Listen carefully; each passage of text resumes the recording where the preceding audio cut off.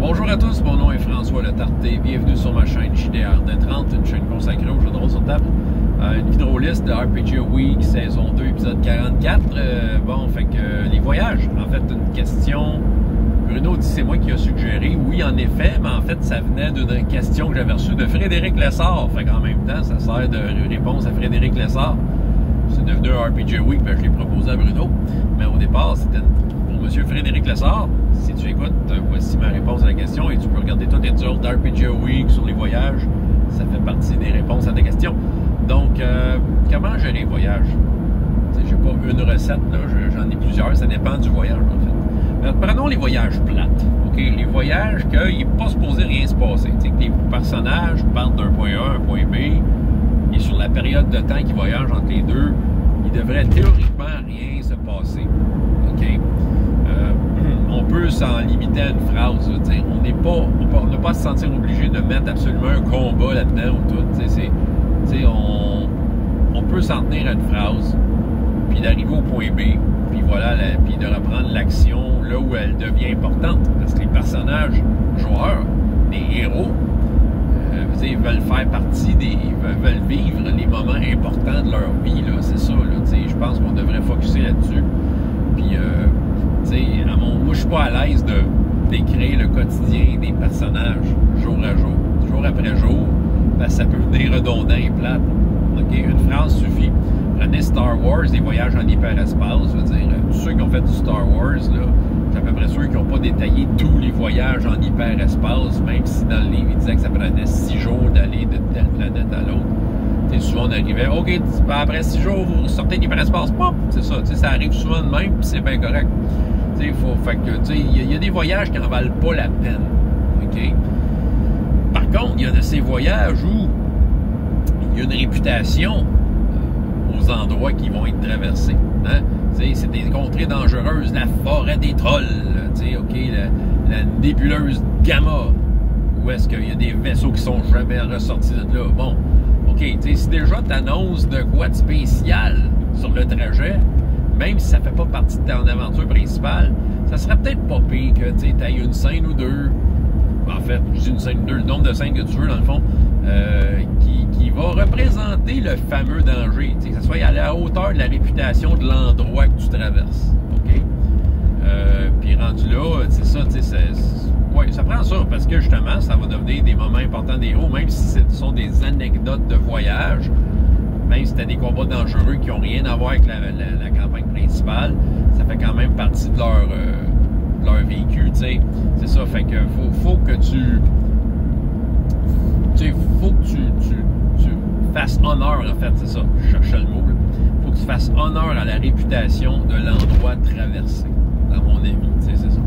Tu peux le faire à travers de choses prévues, tu sais, si tu dis on traverse la forêt des trolls, ben des trolls, tu peux aussi ne pas mettre de trolls, pas mettre de trolls, c'est dole, hein? Je pense que ça, c'est une nouvelle expression drôliste, pas mettre de trolls, c'est dole. Non, c'est ça, faut pas mettre de gnoll, c'est dole. Non, c'est ça. Si il y a une réputation, tu l'utilises. Tu peux aussi utiliser des rencontres aléatoires, évidemment. Il y a le principe de rencontre aléatoire. Il y avait toute une formule, là, je me souviens, dans les vieux donjons, là, qu'à chaque jour, tu peux l'aider. Et là, peut-être qu'il allait se passer quelque chose, tu sais. Bon, c'est ça. On peut même, en fait, on peut l'utiliser avec les voyages plates, les rencontres aléatoires. Tu sais, des fois, on file pour... tu sais, on a envie de peut-être rallonger un peu le plaisir. Tu sais, des fois, notre destination, peut-être qu'en tant que meneur de jeu, on se sent pas prêt à la mettre en scène. Tu sais, fait que des fois, ça permet, le voyage, tu sais, justement, de te donner un break pour préparer tes affaires. Fait que tu peux utiliser des rencontres aléatoires. Tu peux préparer de quoi? Tu peux faire en sorte que ton voyage plate devienne un voyage le fun. Là, c'est ça, c'est une technique, tu sais, pour te donner un coup de main. Ben, si, tu sais, ton point B, il est prêt, puis tu as envie d'aller direct là, tu y vas, là.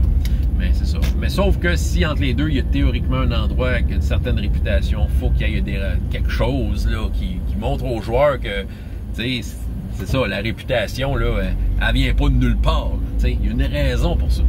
Voilà. Fait que rencontre aléatoire aussi, ça peut être bon, comme je dis. Une autre affaire qui peut être intéressante dans les voyages, évidemment, c'est l'aspect roleplay. Ça peut permettre de faire le point avec les personnages, d'avoir une discussion sans avoir de stimuli nécessairement extérieurs ou de problèmes à régler, de combats, puis tout ça. Il y a juste moyen, on peut utiliser ça pour faire du roleplay, autour du feu de camp, dans du médiéval fantastique, autour de la table d'holo-échec dans le Faucon Millennium, vous comprenez, là, il y a moyen de faire un genre de roleplay.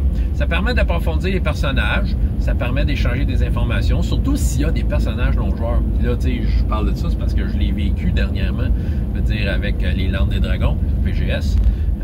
Dernière séance, c'était carrément ça, là. Oui, il y a eu un petit combat qui n'était pas prévu au départ, mais qui avait sa place dans la suite des événements. Donc, je filais qu'il y avait un danger soudainement, là. Mais au départ, c'était une séance prévue juste pour avoir un échange entre les personnages et les nombreux personnages non-joueurs qui étaient présents. Puis je pense que les joueurs en avaient besoin. Des fois, on a besoin de faire ce genre de choses, de scène-là. Puis je pense que les voyages peuvent être une bonne occasion de le faire. C'est ça. Puis, qu'est-ce que je voulais dire par rapport à ça? Ben, c'est ça. En fait, c'est ça. C'était un vrai charme à préparer. C'est ça que je voulais en venir, là. C'est un vrai charme à préparer une séance de même. C'est super facile. Dans le fond, tu prends chacun des personnages non-joueurs, tu écris leur nom, puis tu écris ce qu'ils ont en tête. Une phrase. Comment ils se sentent, puis c'est quoi leur désir du moment. Puis c'est ça. Puis à partir de là, tu as comme un ensemble de personnages non-joueurs intéressants avec qui jaser, puis qui, eux, vont comme mettre de l'avant un peu leur désir, justement, puis comment ils se sentent, tout simplement. Puis c'est super facile à préparer, ces séances-là, puis c'est super agréable. Voilà. L'autre affaire par rapport au voyage, une technique que j'utilise des fois, j'en abuse pas évidemment, ça dépend évidemment des voyages. Mais des fois, en tant que meneur de jeu, tu veux pas toujours avoir le poids sur tes épaules de décrire tout. Fait que la technique que j'utilise, c'est de demander aux joueurs qu'est-ce qui s'est passé pendant le voyage. Okay? Je fais un tour de table. Ils connaissent le contexte, d'où est-ce qu'ils sont. Puis je leur dis, OK, racontez-moi une anecdote, un problème qu'il y a eu, comment vous en êtes sorti, puis qu'est-ce que vous auriez perdu à travers ça.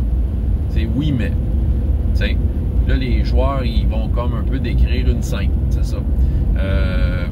C'est intéressant à des moments où tu sens que tu peux laisser ce genre de place-là. Puis ça permet d'impliquer les joueurs encore plus dans le game.